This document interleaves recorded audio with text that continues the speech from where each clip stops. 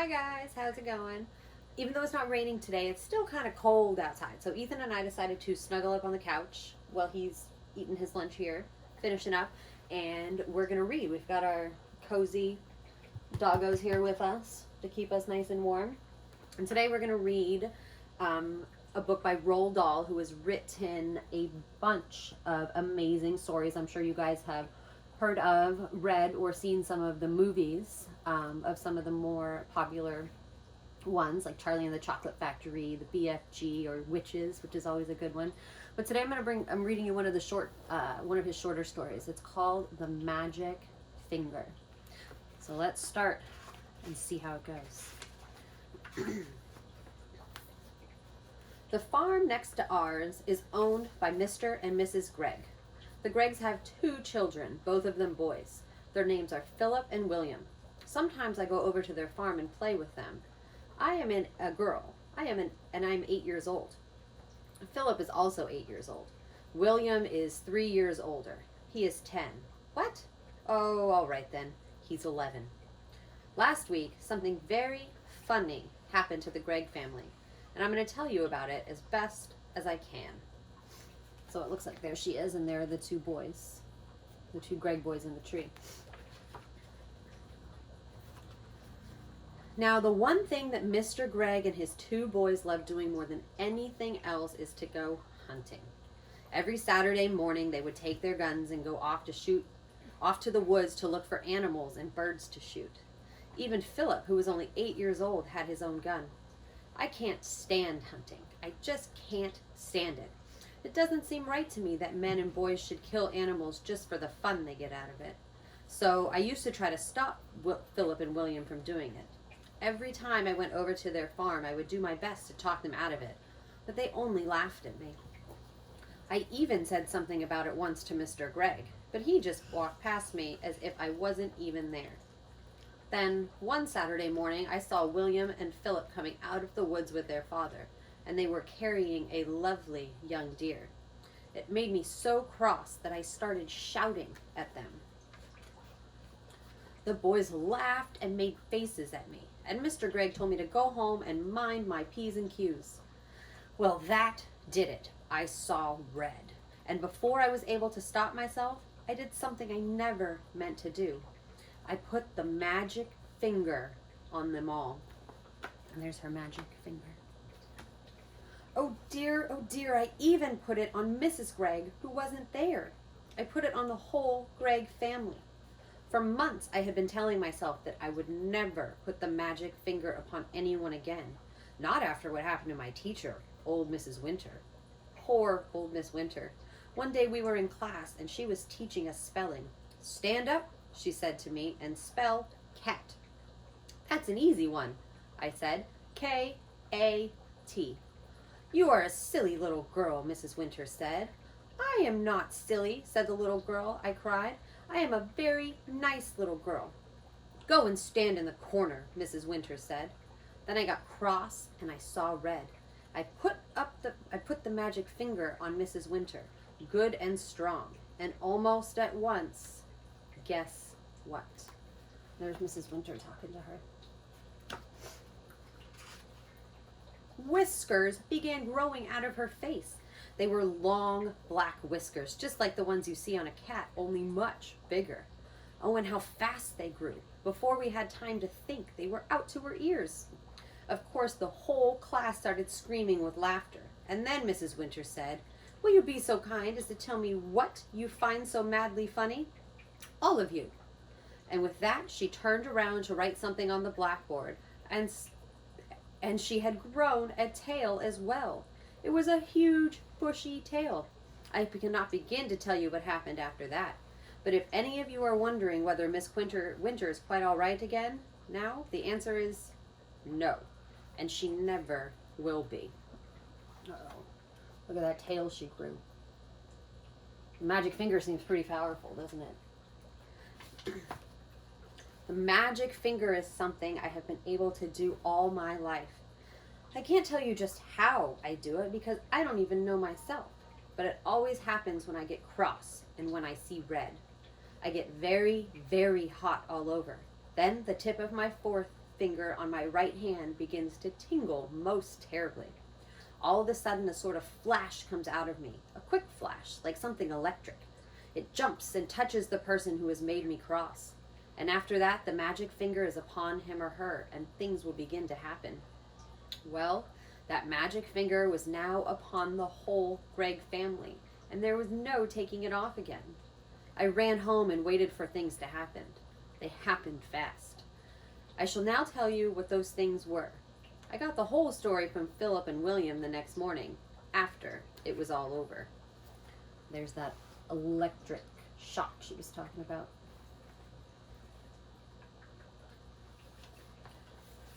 It was the afternoon of the very same day that I put the magic finger on the Gregg family. Mr. Gregg and Philip and William went out hunting once again. This time they were going after wild ducks, so they headed towards the lake. In the first hour they got 10 birds. The next hour they got another 6. "What a day!" cried Mr. Gregg. "This is the best yet." He was beside himself with joy. Just then 4 more wild ducks flew over their heads. They were flying low and they were easy to hit. Bang, bang, bang, bang went the guns. The ducks flew on. "We missed," said Mr. Gregg. "That's funny." Then, to everyone's surprise, the 4 ducks turned around and came flying right back to the guns. "Hey," said Mr. Gregg, "what on earth are they doing? They're really asking for it this time." He shot at them again. So did the boys. And again, they all missed. Mr. Gregg got very red in the face. "It's the light," he said. "It's getting too dark to see. Let's go home." They started for home, carrying with them the 16 birds they had shot before. But the 4 ducks would not leave them alone. They had been flying around and around the hunters as they walked away. Mr. Gregg did not like it one bit. "Be off!" he cried, and he shot at them many more times. But it was no good. He simply could not hit them.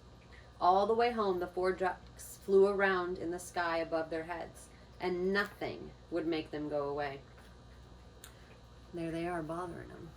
I'm rooting for the ducks.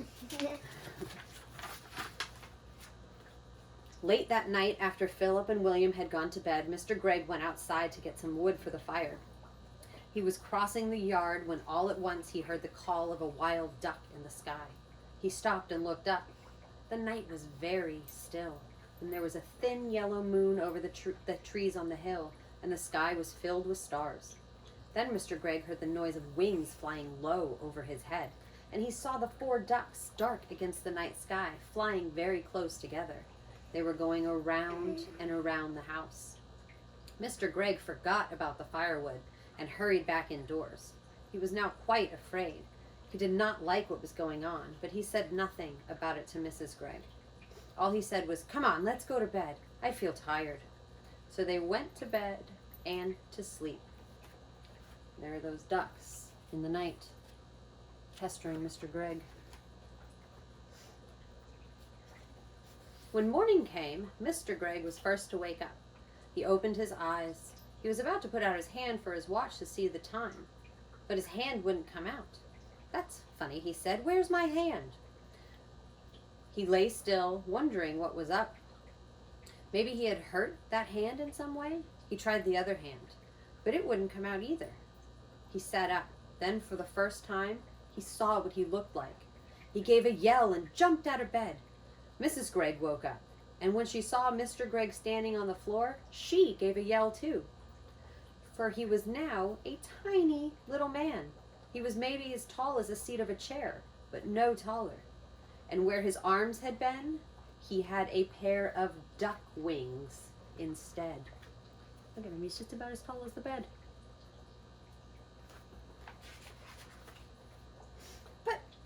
But, cried Mrs. Gregg, going purple in the face. "My dear man, what's happened to you?" "What's happened to both of us, you mean?" shouted Mr. Gregg. It was Mrs. Gregg's turn now to jump out of bed. She ran to look at herself in the glass, but she was not tall enough to see into it. She was even smaller than Mr. Gregg, and she too had wings instead of arms. "Oh," cried sobbed Mrs. Gregg. There she is, super tiny. And who's this over here? This is witch's work, cried Mr. Gregg, and both of them started running around the room flapping their wings. Later that minute, Philip and William burst in. The same thing had happened to them. They had wings with no arms, and they were really tiny. They were about as big as robins. Mama, Mama, Mama, chirped Philip. Look, Mama, we can fly. And they flew up into the air. Come down at once, said Mrs. Gregg. You're much too high. But before she could say another word, Philip and William had flown right out the window. Mr. and Mrs. Gregg ran to the window and looked out. The two boys were now high up in the sky. Then Mrs. Gregg said to Mr. Gregg, Do you think we can do that, my dear? I don't see why not, Mr. Gregg said. Come on, let's try. Mr. Gregg began to flap his wings hard, and all at once he went up. Then Mrs. Gregg did the same. Help, she cried as she started going up. Save me! Come on, said Mr. Gregg, don't be afraid. So out the window they flew and up into the sky, and it did not take them long to catch up with Philip and William. Soon the whole family was flying around together. Oh, isn't this lovely? Cried William. I've always wanted to know what it feels like to be a bird. Your wings are not getting tired, are they, dear? Mr. Gregg asked Mrs. Gregg. Not at all, Mrs. Gregg said. I could go on forever. Hey, look down there, said Philip. Somebody's walking in our garden. There they are, enjoying their little fly around their house. They all looked down, and there below them, in their own garden, they saw 4 enormous wild ducks. The ducks were as big as men, and what is more, they had great long arms like men instead of wings. The ducks were walking around in a line to the door of the Gregg's house, swinging their arms and holding their beaks high in the air. Stop! Called the tiny Mr. Gregg, flying down low over their heads. Go away! That's my house. The ducks looked up and quacked. The first one put out a hand and opened the door of the house and went in. The others went in after him. The door shut. Look at that. Uh-oh. What do you think those ducks are going to do? The Greggs flew down and sat on the wall near the door. Mrs. Gregg began to cry. Oh dear, she sobbed. They've taken our house. What shall we do? We have no place to go. Even the boys began to cry a bit now. We will be eaten up by cats and foxes in the night, said Philip. I want to sleep in my own bed, said William. Now then, said Mr. Gregg, it isn't any good crying. That won't help us. Shall I tell you what we're going to do? What? They said. Mr. Gregg looked at them and smiled. We are going to build a nest. A nest, they said. Can we do that? We must do it, said Mr. Gregg. We've got to have somewhere to sleep. Follow me. They flew off to a tall tree, and right at the top of it, Mr. Gregg chose a place for the nest. There they are. So I'm going to build their nest right up top there.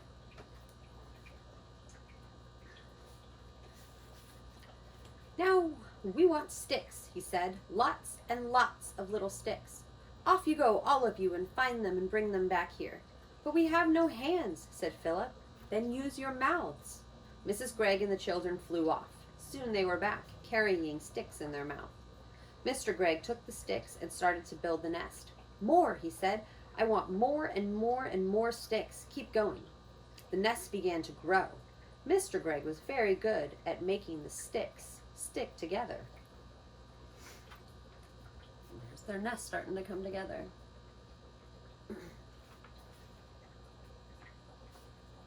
After a while, he said, That's enough sticks. Now I want leaves and feathers and things that make the inside nice and soft. The building of the nest went on and on. It took a long time, but at last it was finished. Try it, said Mr. Gregg, hopping back. He was very pleased with his work. Oh, isn't it lovely? Cried Mrs. Gregg, going into it and sitting down. I feel like I might lay an egg any moment. The others all got in beside her. How warm it is, said William. And what fun to be living so high up, said Philip. "We may be small, but nobody can hurt us up here." "What about food?" said Mrs. Gregg. "We haven't had a thing to eat all day." "That's right," Mr. Gregg said. "We will now fly back to the house and go in by an open window and get a tin of biscuits when the ducks aren't looking." "Oh, we'll be pecked to death by those dirty great ducks," cried Mrs. Gregg. "We shall be very careful, my love," said Mr. Gregg, and off they went. But when they got to the house, they found all the windows and doors closed. There was no way in. "Just look at that beastly duck cooking at my stove," cried Mrs. Gregg. "She flew past the kitchen window. How dare she?" "And look at that one holding my lovely gun," shouted Mr. Gregg. "And one of them is lying in my bed," yelled William, looking into a top window. "And one of them is playing with my electric train," cried Philip. Oh, dear," said Mrs. Gregg. "They have taken over our whole house. We shall never get it back. And what are we going to eat?" There they are with doing all the stuff that the Greggs would be doing in their house. "I will not eat worms," said Philip. "I would rather die." "Or slugs," said William. Mr. Gregg took the two boys under her wing and hugged them. "Don't worry," she said. "I can mince it all up very fine and you won't even know the difference. Lovely slug burgers, delicious worm burgers." "Oh, no," cried Philip. "Never," said Philip. "Disgusting," said Mr. Gregg. "Just because we have wings, we don't have to eat bird food. We shall eat apples instead. Our tree is full of them. Come on." So they flew to the top of the apple tree. But to eat an apple without holding it in your hands is not easy at all. Every time you try to get your teeth into it, it just pushes away. In the end, they were able to get a few small bites each, and then it began to get dark. They flew back to the top of the nest and lay down to sleep. Okay, so I think we're going to stop here, guys, now that they're going to sleep, and we're going to pick up tomorrow and find out how the Greggs do continuing to be birds and see what those ducks do inside of their house. Okay, stay cozy today, guys. It's nice and cold. Find someone to cuddle up with. Maybe read a book of your own, and we'll see you tomorrow. Bye.